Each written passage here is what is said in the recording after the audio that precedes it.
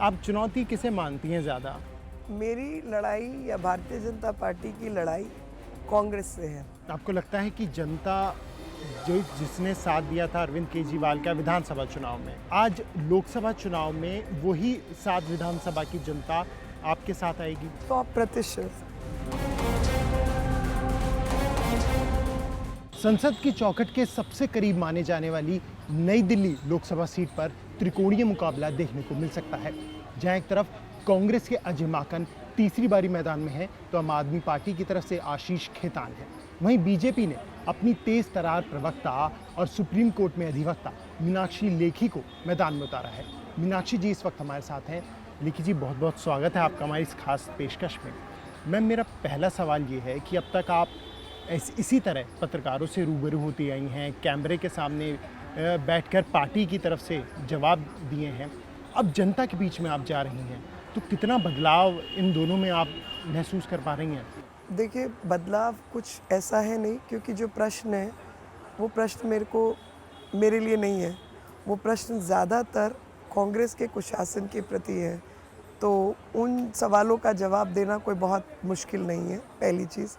दूसरी चीज़, मेरे लिए इन्होंने खुद ही काम आसान किया हुआ है, क्योंकि ये लोग खुद जिस तरीके की व्यवस्था में उलझे हुए हैं और जो कुशासन की व्यवस्था इन्होंने पूरे प्रदेश को और देश को दी है, जनता इनसे सवाल कर रही है और खाली मेरा समर्थन कर रही है। अब तक जिस तरह से देख रही थी कि अब आप ग्राउंड पर हैं, ग्राउंड में उतरने के बाद कई सारी चुनौतियों का सामना भी करना पड़ता है एक नेता के तौर पर। वो कौन कौन सी चुनौतियाँ जिनका आप अब सामना कर रही हैं या देख रही हैं? मेरे को असलियत में जो नई दिल्ली की लोकसभा सीट है, उसको बहुत एक एलीट सीट माना जाता है। माना जाता है कि हिंदुस्तान के सबसे ज़्यादा ताकतवर लोग और सबसे ज़्यादा पैसे वाले लोग यहाँ रहते हैं। लेकिन उस चमक के पीछे जो काला अंधेरा है, वो शायद ऐसा है कि जहाँ कैमरे की रोशनी नहीं जाती, और मैं चाहूँगी कि कैमरे की रोशनी उन जगहों पर जाना शुरू करे, क्योंकि मैं उन इलाकों में घूम रही हूँ और कुशासन की व्यवस्था को बहुत नज़दीक से देख रही हूँ। लोग जो जागरूक हैं वो बताते हैं कि एनडीएमसी के अंदर बच्चों का एडमिशन अर्बन डेवलपमेंट मंत्री और इस क्षेत्र के पूर्व सांसद श्री अजय माकन ने बंद करवाया। वो बताते हैं कि कोटला और गढ़ी और तमाम ऐसी जगहों पर जो सड़कें बनाने का उनका दावा था, उस पर कोई काम नहीं हुआ। ये पता चलता है आरटीआई के माध्यम से कि इन्होंने अपना एमपी लैड का जो फंड होता है, उसका 1 रुपया रत्ती भर भी खर्च नहीं किया इन इलाकों में। साथ ही कठपुतली जैसी एक कॉलोनी, जहाँ पर 6 करोड़ में कई हेक्टेयर ज़मीन को बेच दिया गया।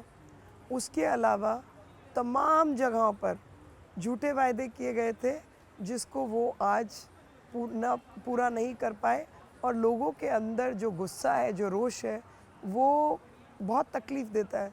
मैं कांग्रेस की विपक्षी हो सकती हूँ, लेकिन मैं भारत की विपक्षी नहीं हूँ और ना ही भारतीय जनता की विपक्षी हूँ। जो भारत की जनता है, उसकी ये स्थिति देखकर असलियत में रोना आता है कि 67 सालों में हमने क्या किया, जिसमें से 60 साल तक एक ही परिवार इस देश पर शासन करता रहा। हम अमीर देशों की जो अर्थव्यवस्था है, वो हमारे पैसे से चलती रही और हमारे अपने खजाने खोखले होते रहे। नई दिल्ली सीट की खासियत आपने एक बताई, एक और खासियत भी है कि इसमें पॉश कॉलोनीज़ भी हैं, इसमें मिडिल क्लास फैमिलीज़ भी हैं और इसमें स्लम्स भी हैं और साथ ही साथ गांव भी हैं। तो एक अगर कहें तो आप हर दायरे को टच कर रही हैं।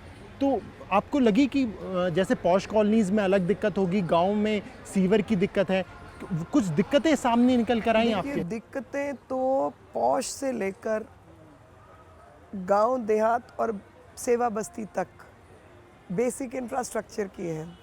यानी एक अनप्लान्ड तरीके से जो पूरा शहरीकरण दिल्ली का हुआ है, वो उसके लिए ज़िम्मेवार है, और उसके लिए जो भ्रष्ट तंत्र सरकार का रहा है, वो ज़िम्मेवार है। आपने लोगों को ला ला के बसाया, कई बांग्लादेशियों तक को बसा दिया। जो अपने भारतीय हैं, उनके लिए आपने प्रावधान नहीं किया।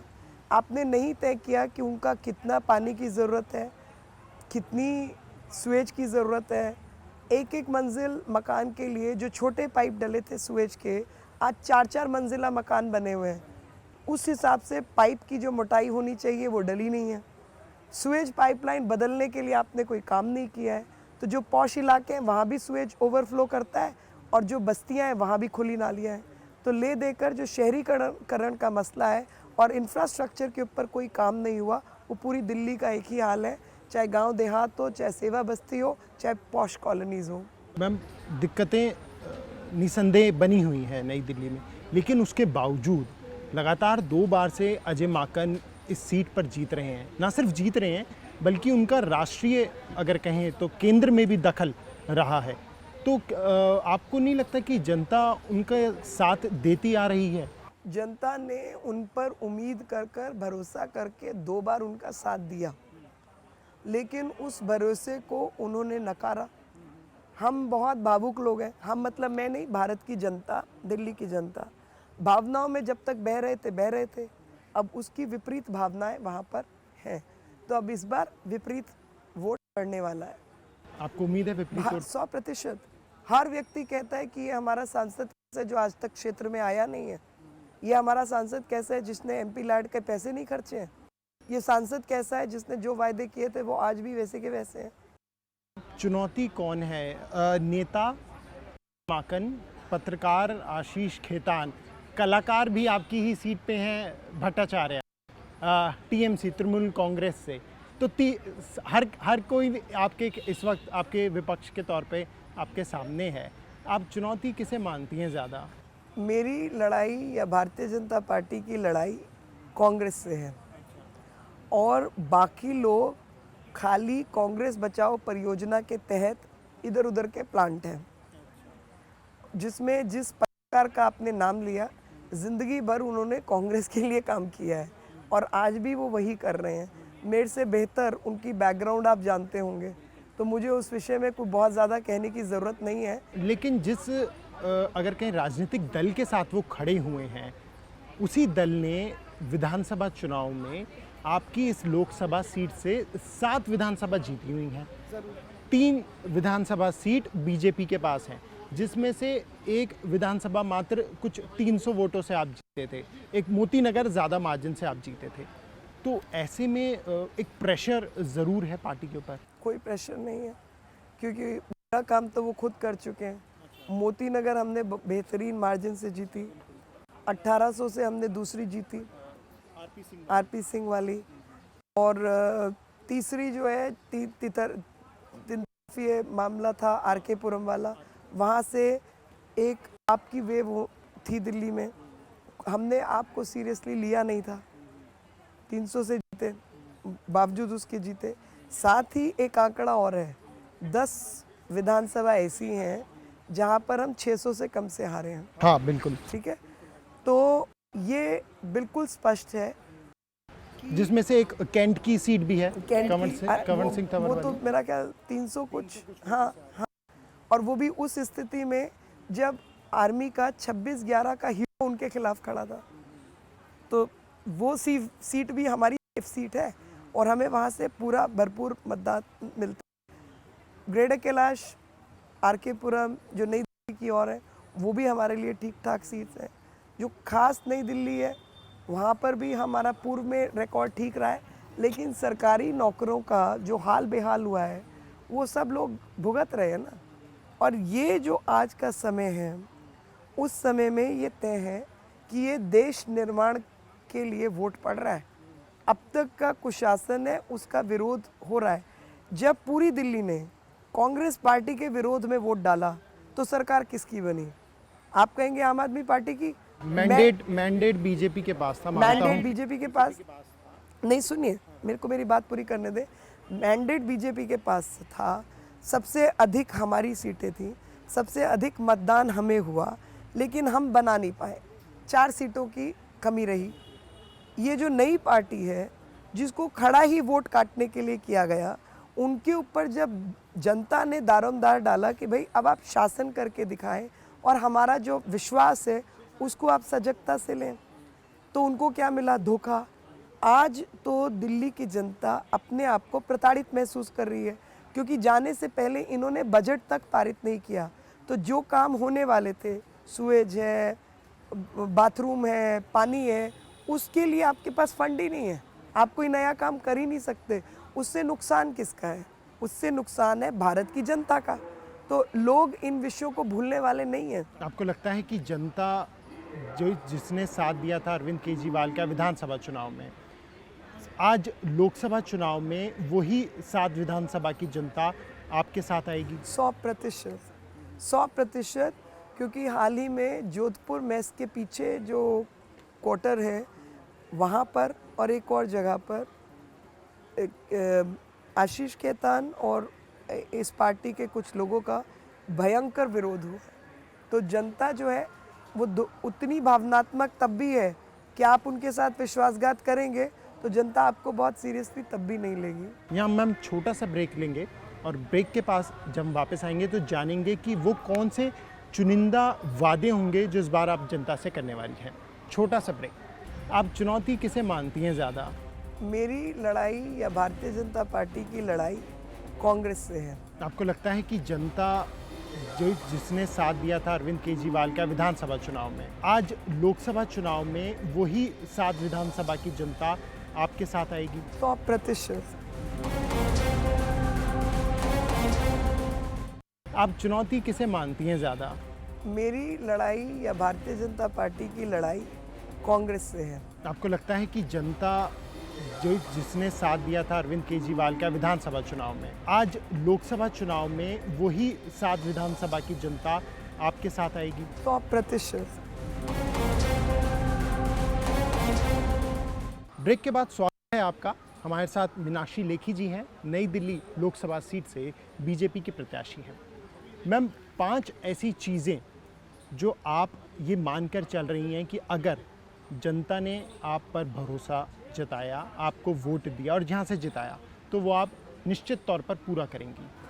देखिए, बहुत काम करने की ज़रूरत है। मुझे नहीं पता कि सांसद के अधिकार क्षेत्र में कितना आएगा, लेकिन एक बात का वायदा मैं पक्का करती हूँ, वो ये है कि जनता का पैसा जनता के कार्यक्रमों पे ही खर्च होगा, किसी की प्राइवेट जेब में नहीं जाएगा, पहली चीज़। दूसरी चीज़, वो खर्च होगा, वो पड़ा भी नहीं रहेगा, सड़ता भी नहीं रहेगा, जैसा कि पूर्व सांसद ने किया है। काम करने को तो देश भर के काम हैं, जिसमें रोज़गार लोगों के बढ़ाना, इंफ्रास्ट्रक्चर को बेहतर करना, लोगों के लिए स्वास्थ्य केंद्र होना। और जहाँ पे इन्होंने एनडीएमसी इलाके के स्वास्थ्य केंद्र बंद कराए हैं, मैं तो उसकी जांच करवाने वाली हूँ। जो कठपुतली में हुआ कि सीबीआई की मांग कर रही है बीजेपी। जी, कि किस तरीके से आप लोगों को उठा के बाहर कर सकते हैं। 6 करोड़ में कुछ हेक्टेयर की ज़मीन बेची जा सकती है और उन लोगों को डिस्प्लेस कर सकते हैं आप बिना उनको उपलब्ध कराए मकान। 8000 के आसपास वहाँ लोग रहते हैं और 1600 लोगों की आपने पर्चियाँ कटवाई हैं। लोग विरोध कर रहे हैं, बहुत ही गरीब और मोहताज लोग हैं और दुख होता है, दुख होता है। तो जिस तरीके से हमने गुजरात में कई जगहों पर जो घर उपलब्ध कराना है कम कीमत पर, उस तरीके के कई काम किए हैं, उसी तरीके के काम होना ज़रूरी है। पढ़ाई के मामलों में हमें अधिक स्कूल्स की आवश्यकता है। एनडीएमसी इलाके में कोटला के बच्चों का एडमिशन बंद हो गया है, सुएज का काम नहीं हो रहा है, पाइप्स बढ़ नहीं रही हैं, क्योंकि आपने एक सब्सिडी की बात कर दी, तो पैसा कहाँ से आएगा उन पाइप्स को बदलने का। पानी से जुड़े हुए मसले हैं। वही नाली जो पानी की बारिश के पानी की नाली है वो एमसीडी के तहत आती है और जो सुएज की नाली है वो दिल्ली सरकार के तहत आती है। इम्प्रेशन एमसीडी होता रहता है और काम होता है दिल्ली एडमिनिस्ट्रेशन का।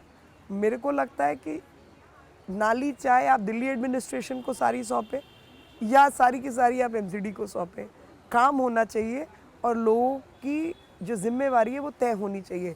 ये विभाजित जो सिस्टम है उसकी वजह से बहुत सारे काम नहीं होते और गलत फहमी के लोग शिकार होते रहते हैं। सड़कें बनवाने का काम है, बहुत काम है, बहुत काम है। आप ये तो मानती हैं कि आप अगर ग्राउंड लेवल की बात करें तो उसके लिए नहीं है, नहीं हूँ।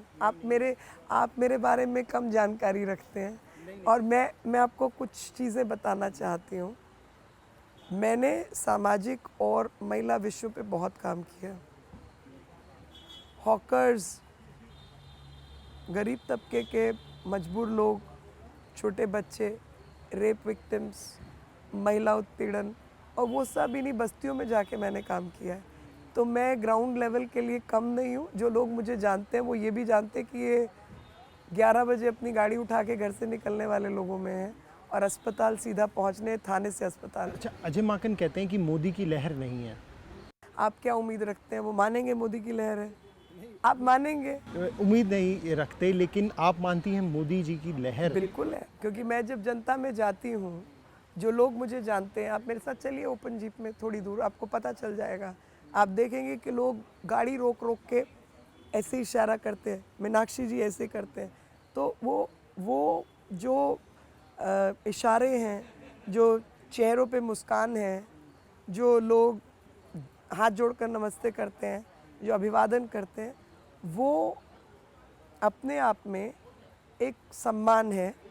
और कहीं पर रुक के अगर मैं कह भी दूं कि भाई साहब इस बार मीनाक्षी, मैं प्रत्याशी हूँ लोकसभा से, क्या हमें मालूम है आपका, सिर्फ और सिर्फ मोदी जी को भारत का प्रधानमंत्री बनाना है, ऐसा आम जनता कहती है।